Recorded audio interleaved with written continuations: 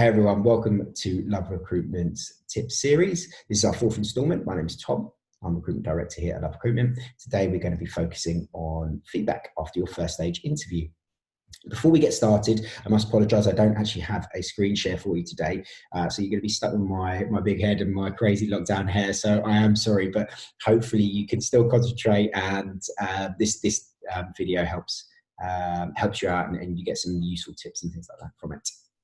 So we're going to be focusing on feedback after first stage interview. So you're going to come out of that interview either thinking it's gone well or not. Hopefully it has gone really well and you're really excited about it and things like that. But either way, you are going to get feedback. And that feedback's either going to come from your recruiter or it's going to come from an employer. And that's going to come either in a phone call, should come from a phone call if it's from a recruiter. Sometimes employers will just drop you an email with the feedback on there as well. But don't be afraid to ask for as much detailed feedback as possible, whether it's good news or bad news. Fantastic if you're going through the second stage, but no one has ever improved by being told how good they are. It's the constructive feedback that you want at this point. Constructive feedback is going to help you for your second stage interview and hopefully secure the job, or it's going to help you when you go back round for your first stage interviews again. And there's a few different areas that you want to be concentrating on, or the sort of feedback that you may get as well. So the first one, potentially experience. Okay, so you weren't quite right in terms of your experience within a certain point within a club or dealing with certain aspects of a business, things like that, whatever it may be. You may hear you've got great personality, I think that's great, but does that actually help you in the future? Potentially not. So what you want to be understanding is, what is it exactly that didn't align with what they're looking for? Get clear examples. And there's a few things you can do with it at this stage.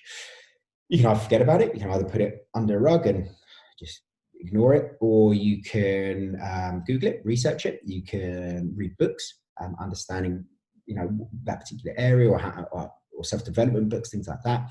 What I particularly like to see is when someone goes back into club, understands the area that they need to improve, and then goes and learns about that area on the job, potentially take on extra responsibilities, sit down with your manager and get them to discuss that particular area with you, not expecting anything back, not expecting a pay rise or anything like that, or potentially having to do an extra hour's work a day, something like that. But in the long term, it's going to help you. In the long term, it's going to get you that perfect job. So short-term pain, long-term gain, amazing.